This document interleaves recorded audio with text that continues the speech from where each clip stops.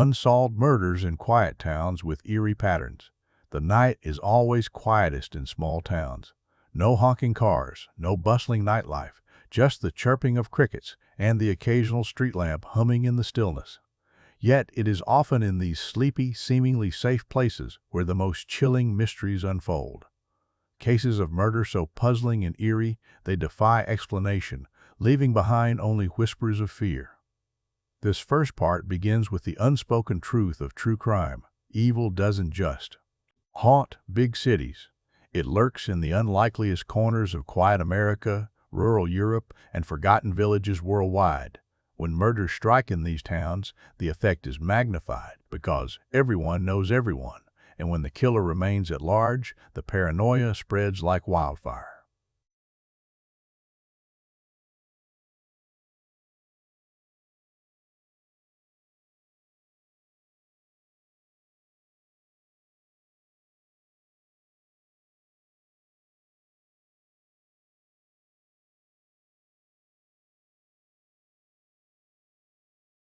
Two small children was brutally murdered with a mattock, a type of farming tool. The crime scene details are nightmarish. Investigators discovered that in the days before the killings, neighbors had reported strange happenings, footsteps in the snow leading up to the house, but none leading away, mysterious noises from the attic, and the sudden disappearance of the family's maid who had quit weeks earlier claiming the farmhouse was haunted. The murders themselves were chilling in their methodical brutality. The family members were lured one by one into the barn, where they were slain before the killer entered the home and murdered the children. Even more disturbing, the killer lived in the farmhouse for days afterward. Cattle were fed, bread was baked, smoke rose from the chimney. Whoever committed the crime stayed, unseen, sharing space with the bodies. Despite numerous suspects and wild theories, including a vengeful neighbor, a family affair gone wrong, or even a wandering soldier, the case was never solved.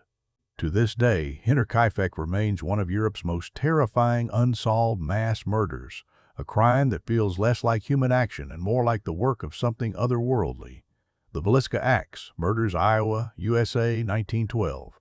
A tiny Midwestern town, Villisca, became the setting of one of the most infamous but still unresolved crimes in American history. In June 1912, the Moore family and two overnight guests were hacked to death with an axe while they slept. The crime scene reveals something deeply unsettling. The killer had covered the mirrors in the house with cloths and draped clothing over the victims' heads as if hiding them from view. Even stranger, uneaten food was left on the table, and a bowl of bloody water suggested the killer had washed up after the murders. Dozens of suspects emerged, from jealous lovers to a traveling preacher, but no one was ever convicted. Theories abound. Was it a transient killer passing through? A ritualistic murder? Or was it, as some claimed, the work of a serial killer whose trial stretched across the Midwest? The house still stands today, preserved as a macabre attraction, and visitors report cold spots, whispers, and moving shadows. While the paranormal claims may be sensational, the horror of the unsolved murders themselves is undeniable.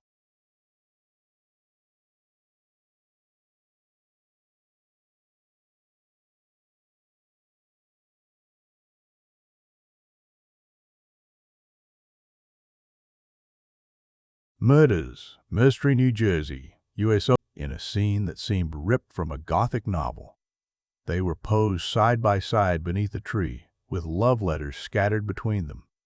Both were married to other people, and their affair had been an open secret. What stunned investigators was the savagery of the attack. Mills's throat was slashed so deeply she was nearly decapitated, and Hall was shot in the head. The case quickly became a scandal, sensationalized by newspapers nationwide. Suspicion fell on Hall's wealthy wife and her brothers, who allegedly caught the couple in the act. Yet despite circumstantial evidence and rumors of corruption in the trial, no one was convicted. The Hall Mills murders remain unsolved, a brutal tale of love, betrayal, and secrets buried in small-town respectability. The Ketty Cabin Murders, California, USA, 1981. Fast forward to the 1980s. In the Sierra Nevada mountains, the Ketty Resort was a small, quiet community where families came to escape. But one night, Cabin 28 became a slaughterhouse. Sue Sharp, her teenage son, and his friend were found murdered, tied up, beaten, and stabbed. Sue's younger daughter, Tina, vanished, only for her remains to be discovered years later, miles away in the woods. The brutality of the crime shocked investigators. Duct tape, multiple weapons, and a ransacked cabin suggested rage, but the case was plagued by mishandling. Key evidence was lost, and certain suspects, men known to have lived nearby, were never full-team figureheads. Some believed law enforcement covered for their own. Others thought the murders were tied to drug activity. The case officially went cold, though in recent years DNA testing has revived the investigation. Even so, the Ketty murders remain a chilling reminder that evil sometimes wears a familiar face. Patterns of small-town horror. What makes these cases so unnerving is the pattern: a tight-knit community shattered by violence. Crime scenes with ritualistic or eerie details.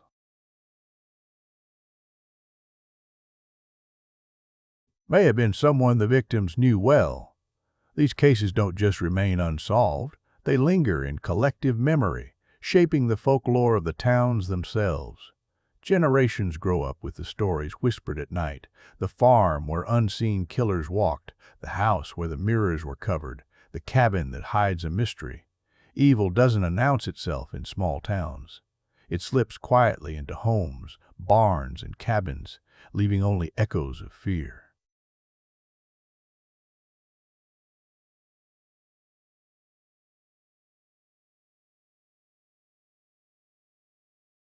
More than statistics or cold files, they are narratives of terror embedded in the places they happened.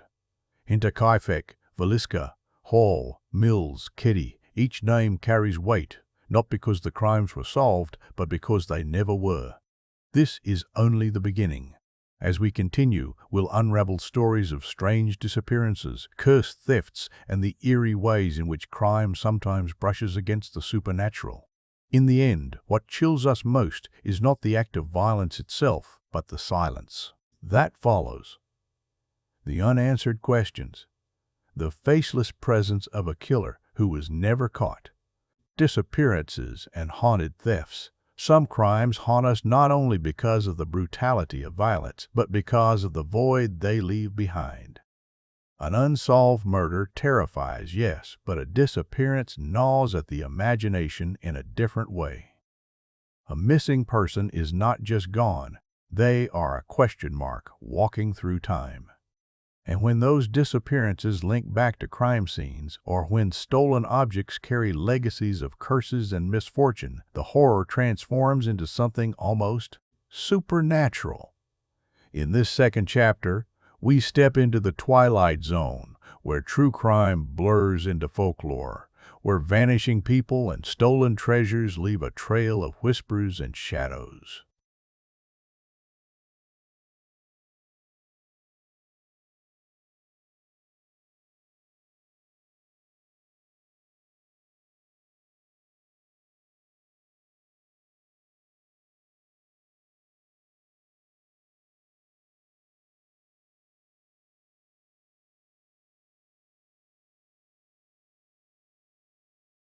Voice she claimed she recognized but couldn't place, would alternate between declaring his love for her and threatening her life.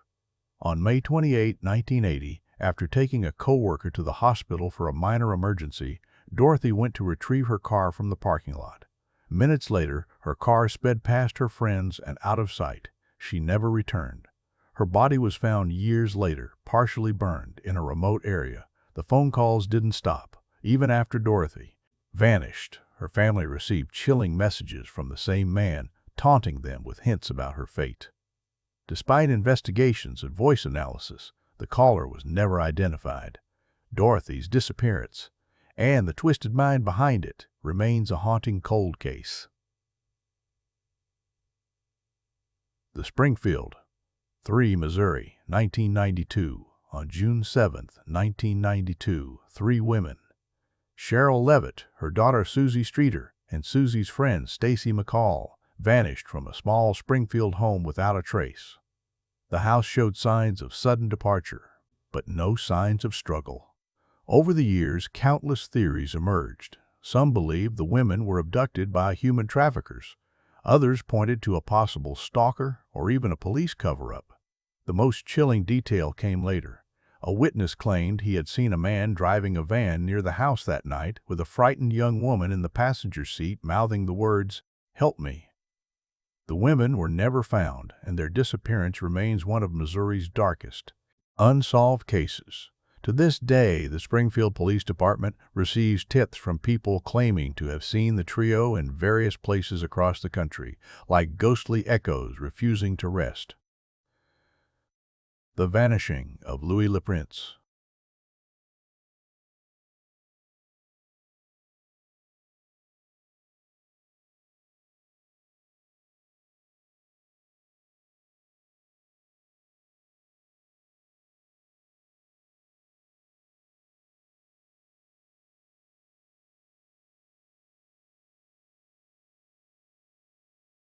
To Paris, he simply vanished. He was seen boarding the train, but when it arrived at its destination, he was gone. His luggage was missing too, as though he had never been there. No body, no crime scene, no clue. Some suspected suicide. Others thought it was foul play, orchestrated by rivals like Thomas Edison. Still others whispered about espionage. What makes the disappearance chilling is not just the man himself, but the timing. Le Prince vanished on the eve of a major demonstration of his invention, one that could have altered the history of film. Art, heists, and cursed treasures. Disappearances are not the only chilling mysteries linked to crime. Sometimes the objects themselves seem to carry a curse.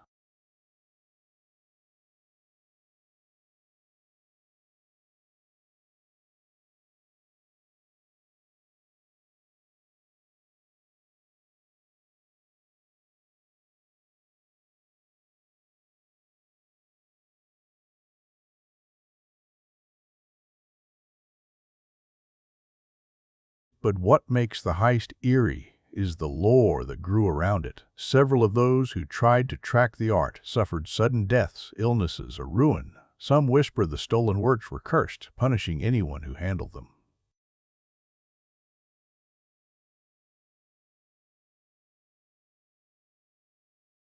Nor. Diamond. One of the world's most famous diamonds, stolen from India and now part of the British crown jewels, is said to bring misfortune to men who wear it. Over centuries, rulers who possessed the gem fell from power or met violent deaths. Today, the diamond is traditionally worn only by women of the royal family, as if to ward off its curse.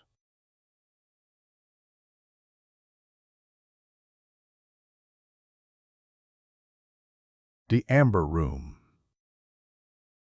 A chamber of amber panels and gold leaf, built in 18th century Prussia and later seized by Nazis during World War II. The room was dismantled and shipped to Königsberg Castle, where it promptly disappeared in the chaos of war. Many of the men involved in its theft died violent or mysterious deaths. Amber Room's fate is still unknown, and treasure hunters searching for it often speak of bad luck, accidents, or bizarre tragedies. The ominous case of the Sodder children, West Virginia, 1945. On Christmas Eve, 1945, the Sodder family home caught fire. Parents, George and Jenny Sodder, escaped with 4 of their children, but 5 others were believed trapped inside. Yet when the fire was extinguished, no remains were found, no ashes.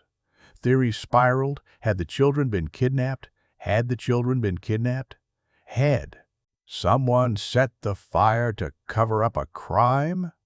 Over the years, the Sodders received photographs and letters claiming to show their children alive.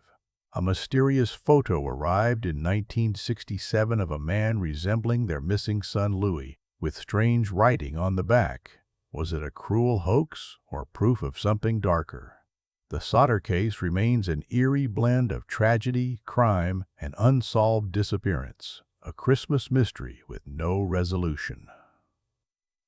When the object becomes the crime. These stories blur the lines between victim and artifact.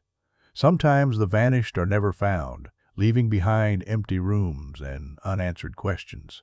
Other times, it is objects themselves that seem cursed, their theft leading to ruin, as if the crime awakens something older and more sinister than human law. Disappearances and cursed thefts remind us of an unsettling truth. Crime doesn't just kill or steal. It erases, it wipes out people, erases histories, and swallows treasures, leaving behind a blank space where something vital once stood, and that void is what haunts us the most. Closing this chapter. In the first chapter, we looked at murders that left towns scarred by the presence of an unknown killer. Here, the horror lies in absence, in the empty spaces where people or objects should be. Dorothy Jane Scott, The Springfield Three, Louis Le Prince, The Solder Children, Cursed Art and Diamonds, all are reminders that not all crimes leave behind blood. Some leave only silence and questions. Next, we dive into the strangest corners of true crime cases where suspects defy explanation and killers leave behind cryptic, maddeningly unsolvable clues, bizarre suspects, and cryptic clues. If crime is meant to be logical, a motive, a suspect, a confession, then these cases defy everything we expect. Some involve suspects so unusual they seem plucked from a surreal story. Others feature messages and symbols left behind by killers, taunting investigators and mocking the very idea of justice. These aren't just crimes, they're riddles written in blood and ink, puzzles that remain unsolved long after the case files gather dust.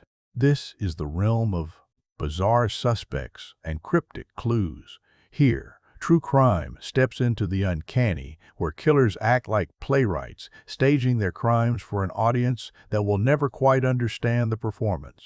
The Zodiac Killer's Unbroken Ciphers, California, 1968 to 1969. Perhaps the most famous of cryptic cases is the Zodiac Killer, who terrorized Northern California in the late 1960s. He murdered at least 5 known victims, though he claimed many more, and became infamous not only for his brutality, but for his letters sent to newspapers. The letters included strange symbols, puzzles, and codes. Some of these ciphers were cracked. One famously revealed a chilling message: "I like killing because it is so much fun."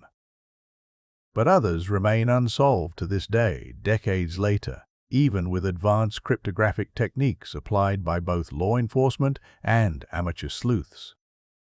The bizarre part isn't just the ciphers, it's the sense of theater.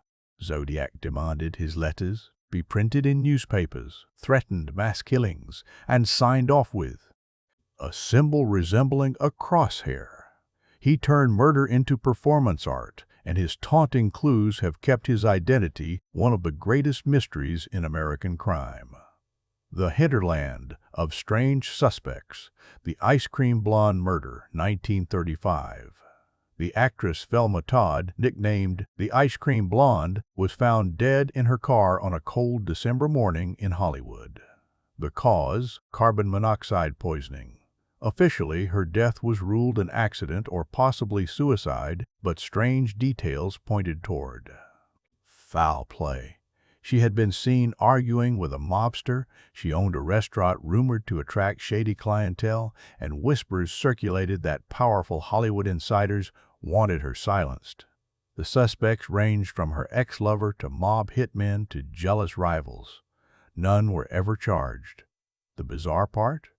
Her body was found slumped over the steering wheel, but her shoes were pristine, despite the long climb up to where the car was parked. Did she walk there? Was she carried? Or was her body staged to look like an accident? The suspects around her seemed straight out of a noir film. Gangsters, lovers, jealous actors, yet no one could pin the crime on any of them. The Tamam Shud Case, The Somerton Man, Australia, 1948. On a beach in Adelaide, the body of a man was discovered in perfect condition, dressed in a suit, polished shoes, and with no obvious signs of violence. His identity was unknown. In his pocket, a scrap of paper with the words "Tamam Shud" Persian for, "It is finished," torn from a book of poetry. Later, a copy of the book was found in a car with a code written inside, along with a phone number that led to a nurse who claimed she didn't know the man, but her reaction suggested otherwise. Decades later, DNA testing suggested the man may have been of European descent, with possible ties to espionage. Some believe he was a spy assassinated during Cold War tensions. Others think it was a tragic love affair gone wrong. The case remains unsolved, and the coded message still resists definitive explanation.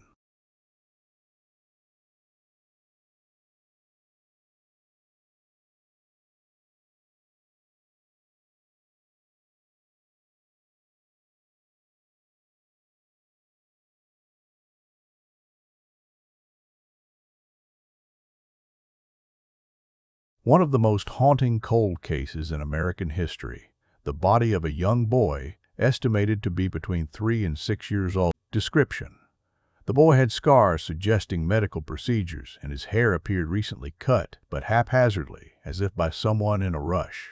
Investigators followed countless leads, theories of abusive foster homes, secret adoptions, and even mob connections. But nothing stuck. The boy remained nameless for decades, known only as the boy in the box. Recently, forensic genealogy finally identified him as Joseph Augustus Zarelli, yet his killer remains unknown. The mystery of who failed him and why is still unsolved.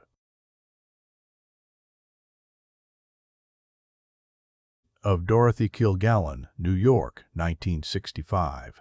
Dorothy Kilgallen was a prominent journalist and television personality who publicly investigated the assassination of President John F. Kennedy. She hinted that she was on the verge of breaking the case wide open with new information that contradicted the official narrative. Then she was found dead in her Manhattan townhouse from an apparent overdose. But the circumstances were bizarre. Her notes on the JFK investigation were missing. She had been seen with a mysterious man the night before, and the glass by her bedside didn't match anything from her kitchen. Was it suicide, an accident, or murder to silence a woman who knew too much? The suspects range from powerful political figures to organized crime. Like the threads of a spy novel, every detail seemed suspicious, and yet no concrete answers emerged. Cryptic killers and their obsessions. The use of puzzles and cryptic behaviors is not just theatrics, it's control. A killer who leaves codes, riddles, or strange symbols exerts dominance over the investigators, the press, and the public. It turns the act of murder into a game, one where the rules are always shifting. Whether it's the Zodiac, the Somerton Man, or unidentified children with erased identities, the message is the same. The crime is not just physical, it's psychological. It lingers, confusing, taunting, leaving us wondering if the killer or the victim is the true ghost in the story.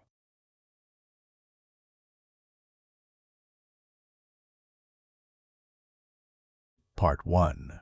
We saw the brutality of unsolved murders in quiet towns. In Part 2, we wandered through disappearances and cursed thefts. Now, in Part 3, we've entered the theater of crime itself, the stage where suspects seem too strange to be real and where killers lace their deeds with codes meant to survive beyond their lifetimes. Next, we will confront crimes bound up with belief itself, where cults and faith turned dark and where ordinary homes became sites of terror through chilling invasions, cults, crime, and eerie home invasions. If there is one thing history has taught us, it's that the line between belief and violence can grow dangerously thin. A prayer becomes a chant, a ritual becomes an obsession, and suddenly what began as a promise of salvation turns into a nightmare of blood. At the same time, the sanctity of home, our most sacred refuge, can be shattered by intruders whose motives remain chillingly unexplained. In this chapter, we step into the strange overlap of crime and faith, cults that demanded loyalty through cruelty, and invasions that transformed safe homes into stages of terror. The Cult of the Anthill, Kids, Canada, 1970s, 1980s.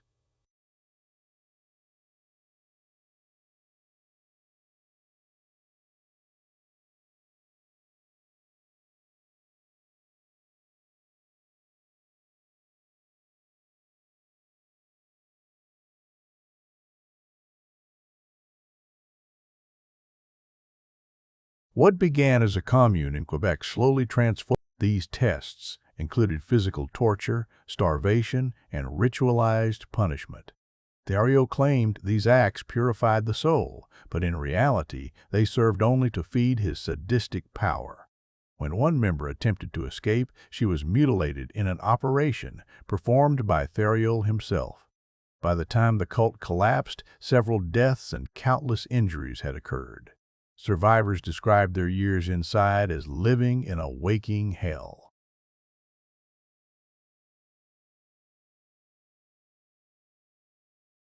The Anthill Kids remain a grim reminder of can spiral into monstrous cruelty. The Order of the Solar Temple, Europe and Canada, 1990s. A cult blending New Age mysticism, apocalypse prophecy, and secret society ritual.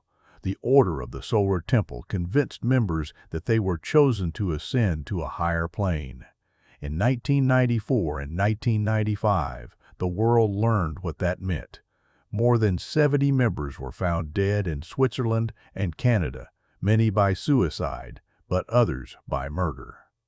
The leaders orchestrated the deaths, framing them as transit rituals meant to free their souls from the corrupt earth. The most chilling detail was the theatrical staging, bodies arranged in circles, altars of candles and symbols, clothing meticulously chosen to resemble medieval knightly robes. It was as if the cult turned death into a performance. The Family and the Manson Shadow, Australia, 1960s, 1980s, Anne Hamilton Byrne led a group known simply as The Family. She convinced her followers that she was the reincarnation of Jesus Christ. But her crimes were not abstract theology. They were terrifyingly real. She adopted and acquired dozens of children, many of whom were given identical bleached blonde hair and dressed the same, as if to erase individuality. These children endured physical abuse, forced LSD trips, and indoctrination into Anne's vision of a coming apocalypse. The cult was eventually dismantled in the 1980s, but the scars remain. Survivors describe their stolen childhoods not just as abusive, but as erasures of identity itself. The home invasion horror of the List family, New Jersey, 1971. For decades, the mansion at 431 Hillside Avenue stood empty. Inside, in 1971, a horrifying scene had been discovered. The entire List family, except the patriarch, John List, shot to death. The bodies were laid out neatly, almost ritualistically, with soft music playing on a record player to cover the silence. John List had vanished. For 18 years, he evaded capture, starting a new life under a false identity. When he was finally caught, he claimed he killed his family to save them from the corruption of the modern world. He believed death was preferable to spiritual decay. This case blurred the line between religious obsession and calculated murder. The home invasion wasn't committed by strangers, but by the one man who was supposed to protect that home. The strange case of the Hinterkaifeck murders, Germany, 1922. On a remote Bavarian farmstead, the Gruber family was slaughtered with a mattock, a farming tool.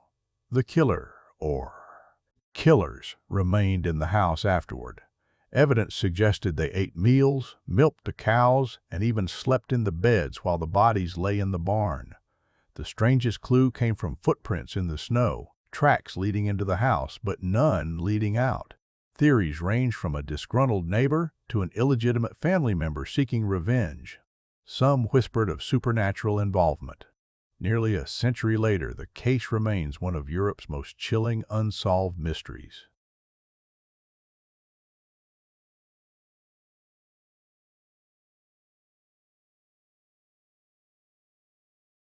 Villisca, Iowa, 1912. In a small town in Iowa, the Moore family and 2 visiting children were brutally murdered in their beds with an axe. 8 victims in total.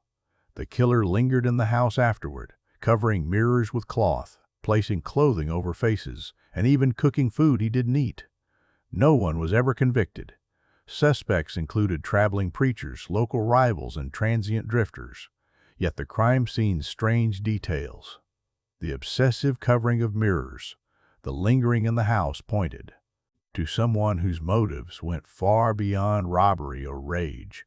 The Villisca Axe murders remain a source of whispered legends, with paranormal investigators claiming the house is still haunted by the echoes of that night. Cults. Crime and home as battlefield. Cults transform belief into violence, bending faith into a weapon. Home invasions, on the other hand, warp the sanctuary of family life into a theater of horror.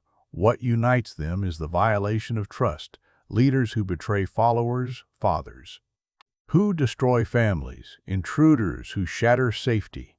These crimes remind us that the scariest places aren't always the dark alleys or abandoned buildings.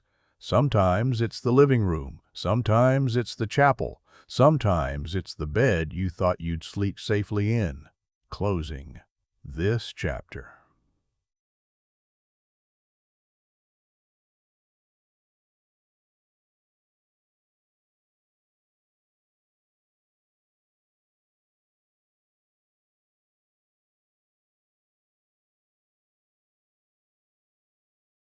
Where cold cases attract whispers, not just of suspects, but of ghosts. Paranormal, whispers and cold case, resurrections. Every crime has facts, times, dates, evidence, suspects. But some crimes collect shadows, stories of voices in empty rooms, faces in windows long after the case is closed, or coincidences that seem like omens.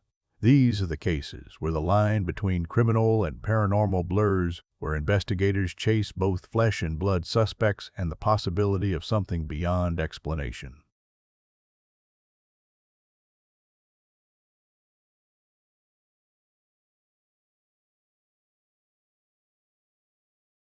Left beneath a burning mattress. Investigators had few leads until an extraordinary event occurred. A co-worker claimed to be possessed by boss's spirit during trances.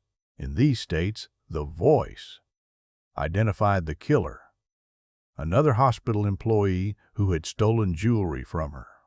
When police investigated, they discovered the jewelry in the suspect's possession, just as the spirit had described. The man eventually confessed. Skeptics argue the co-worker knew more than she admitted and used the possession as a cover. Believers claim it was genuine paranormal intervention. Either way, Teresita Boss's case remains one of the strangest true crime stories ever solved. The Green Bicycle. Mystery, England, 1919.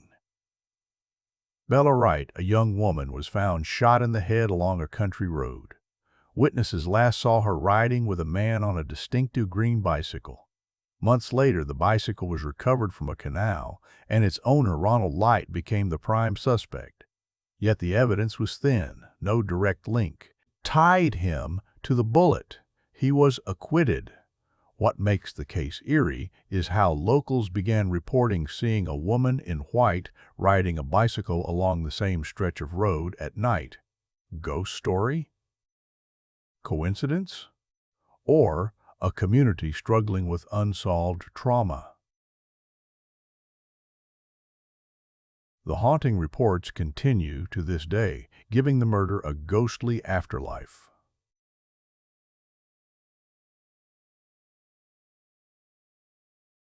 The disappearance of Frederick Valentich. Described being followed by a strange aircraft with green lights.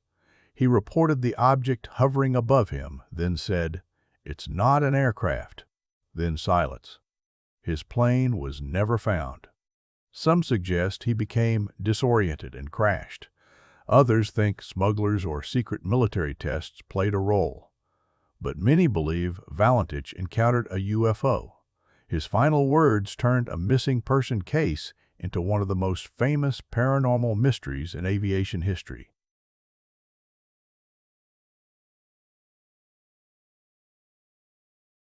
A man was found dead in his hotel room, apparently from natural causes.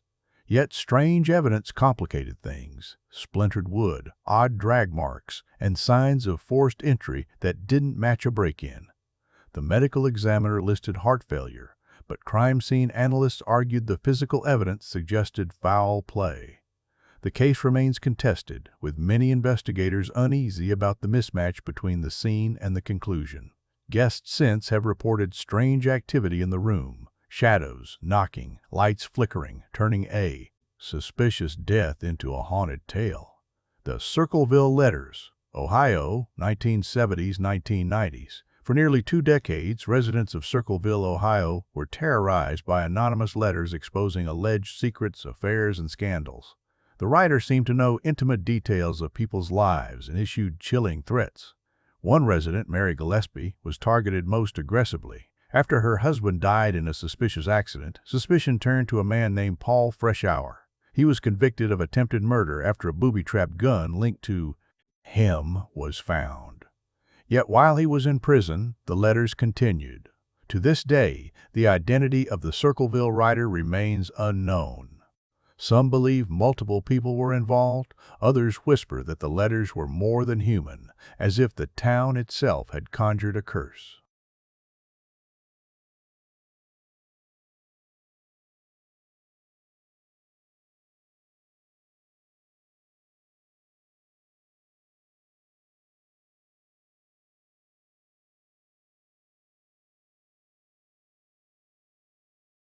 '40s timed on a hiking trail, sparking a massive search that found no trace. Others vanished within sight of companions, stepping off the trail for a moment and never returning. Folklore grew around the disappearances, linking them to strange lights, local legends of cursed land, and paranormal forces. Whether coincidence, crime, or something else, the Bennington Triangle remains one of America's most eerie clusters of unsolved cases. The paranormal as witness and obsession. These cases remind crimes leave voids, and human beings hate voids. We fill them with stories, spirits, and symbols. Second, sometimes those stories seem to fit too well, as if the paranormal itself were leaving fingerprints on the case file. Was Teresita Bass's spirit real or a clever trick? Did Frederick Volantich see a UFO or lose himself in the night sky? Do ghosts ride bicycles, or do we just need to believe the dead demand answers? True crime, when it brushes against the paranormal, becomes less about justice and more about meaning. Closing the case. We've traveled far.